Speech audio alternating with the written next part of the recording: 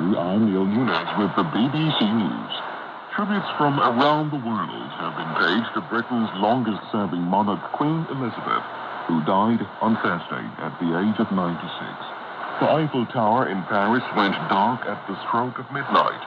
The Russian leader, Vladimir Putin, said the Queen had rightly enjoyed the love and respect of her subjects. Flags flew at half-mast in Washington, as President Biden described her as a stateswoman of unmatched dignity and constancy. I just stopped by the British Embassy to sign a condolence book in her honor. I had the opportunity to meet her before she passed, and she was an incredibly gracious and decent woman. The thoughts and prayers of the American people are with the people of the United Kingdom and the Commonwealth in their grief.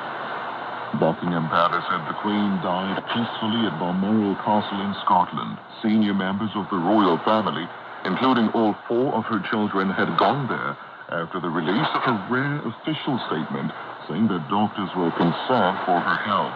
Lorna Gordon reports from the estate. Balmoral has been described as the place where the Queen felt most at home. Surrounded by hills and heather, its seclusion affording privacy to a monarch whose life was lived in the public eye.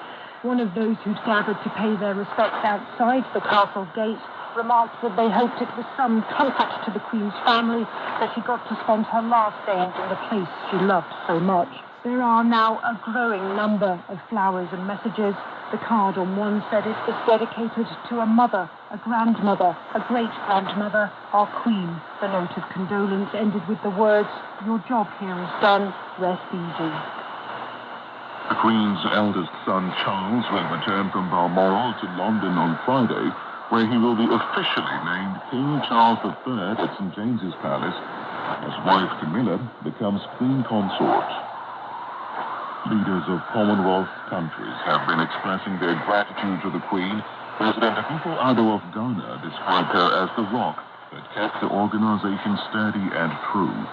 Our correspondent in Sydney, Phil Mercer, has more on the reaction from Australia and New Zealand. The Queen had an affinity with Australia. She visited 16 times during her reign, travelling to every state and territory.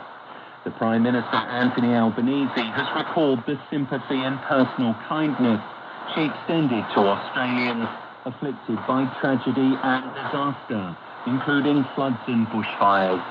In New Zealand, the Prime Minister, Jacinda Ardern, said her country wanted to share its thanks for an incredible woman who we were lucky enough to call our Queen. This is the World News from the BBC. When Queen Elizabeth came to the throne, Britain was still emerging from austerity after the Second World War. The Prime Minister at the time was Winston Churchill, and Russia was still led by Stalin. In the United States, the Senate Majority Leader, Chuck Schumer, said she had helped to shape the modern world. Her reign saw the dawn of the atomic age, the age of the internet, the fall of the Soviet Union, an unprecedented global pandemic. She didn't just witness the great turns of history. She helped shape them over the 7 decades of her reign. And every step of the way, she was precisely the kind of leader the moment demanded. I dare say we will never see a leader quite like her for as long as we live.